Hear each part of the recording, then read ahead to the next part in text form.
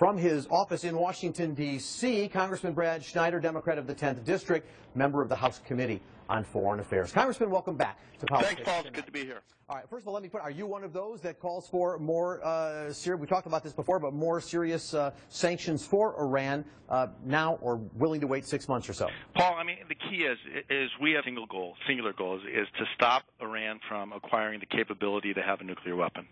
And that's everything we do. That's why we had sanctions. It wasn't to bring them to the negotiations table. Sanctions were to change the calculus and have Iran abandon their nuclear ambitions. I'm glad that we have a start of the clock on this joint plan of agreement, but it's critical that we don't allow this agreement to become the final agreement, the final settlement. What we have to do is make sure that this is a stepping stone to permanently block any pathways Iran has to acquiring the capability to get a nuclear weapon. Look, and that's the purpose of these discussions. All right, look, obviously, you're a very pro-Israel congressman. Many of your colleagues are. But as this deal gets underway in about a week, I'm going to just ask you for a gut check. How hopeful are you that this is indeed the beginning of progress and not a ruse of some sort?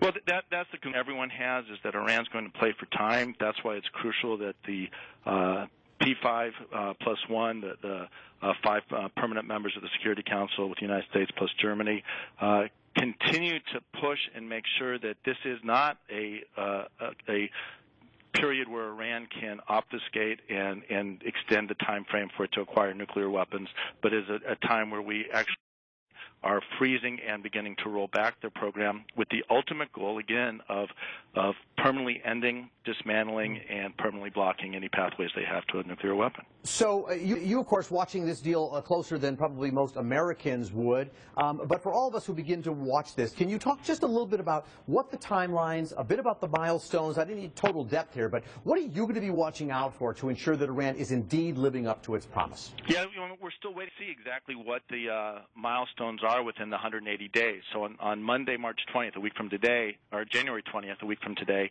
we're going to see the beginning of the implementation of this joint plan of action. We'll see Iran reducing and eliminating its 20% nuclear stockpile. That's their commitment. I want to make sure that happens sooner rather than later.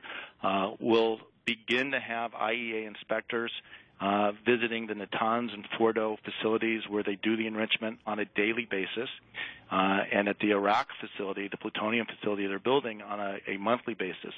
But we need to make sure that the negotiators, the United States, has to make sure that Iran is beginning to roll back, but that the next 180 days is a period where we are starting to dismantle Iran's nuclear program and ultimately ending it and permanently blocking any pathways. So along those lines, Congressman, you've called for transparent, verifiable concessions regarding this dismantling you're talking about of the nuclear program, Correct. Eliminating the stockpiles of nuclear materials. But let me be a little skeptical here. As you say, this doesn't mean that Iran's ambitions to be a nuclear power are changing.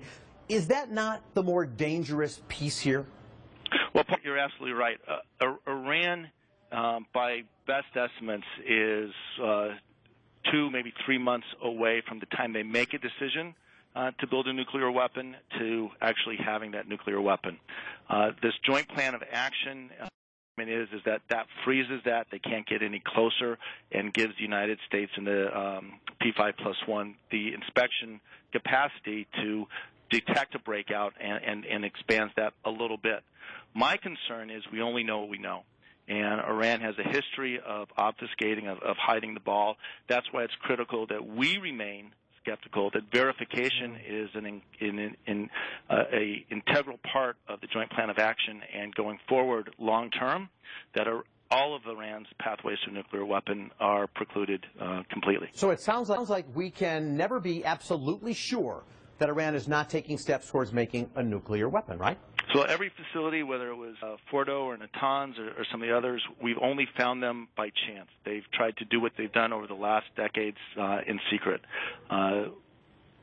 We need to make sure that going forward we have the capacity to put people on the ground to do the inspections, to fully capture inspection of the entire fuel cycle, from mining of uranium to enrichment to use, ultimately to block it and close it down.